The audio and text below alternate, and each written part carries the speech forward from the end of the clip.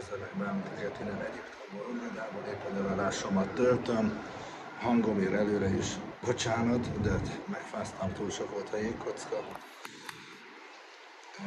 Az Európa-bajnokságról szeretnék egy kis értékelőt adni, amire sajnos 8 hét kiesett, nem tudtam rendesen felkészülni, sérülés véget, izomrész szakadás és húzódás miatt a bicepszemben. 8 hét teljesen off, kimaradt, igazából olyan 5 és fél heten maradt, hogy felkészüljek, és még utána is, ugye minden egyes edzés után éreztem egy kicsit szúr, még nem az igazi a jobb kezemnél sérült meg itt elől. A versenyről annyit, hogy nagyon jó volt a szervezés, nagyon jó volt a hangulat Rotnokban, Libor Hordalek fantasztikus eseményt szervezett ismétlen, a kalappal előtte.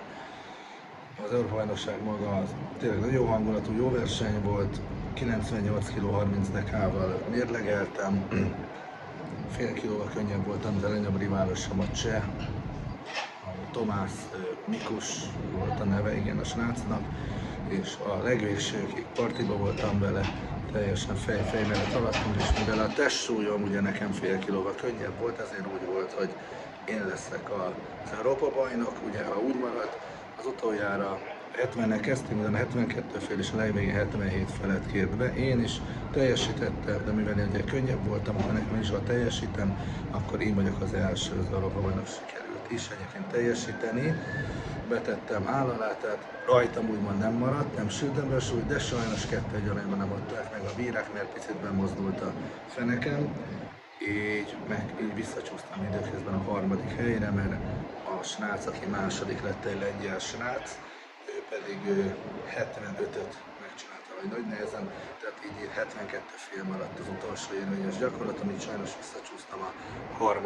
helyre, amire kicsit szomorú voltam, csalódott ott a verseny hevében, de utána átgondolva az egészet, tényleg egy ilyen rövid felkészüléssel, gyakorlatilag majdnem, hogy már azt hittem, hogy el se tudok utazni, nem rossz eredmény. Egy dolgot tudok mondani, hogy ígérni, a világbajnokságon is sokkal, de sokkal jobb eredményt sikerül elérnem, vagy teljesítményt, hogy aztán mire lesz elég, azt meglátjuk.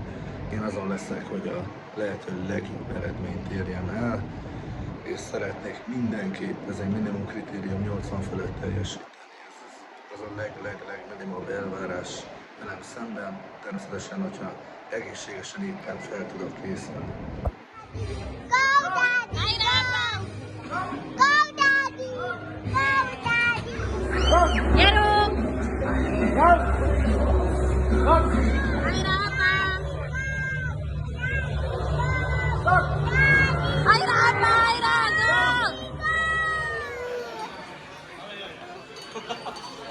Mi a baj? And all for that, first place,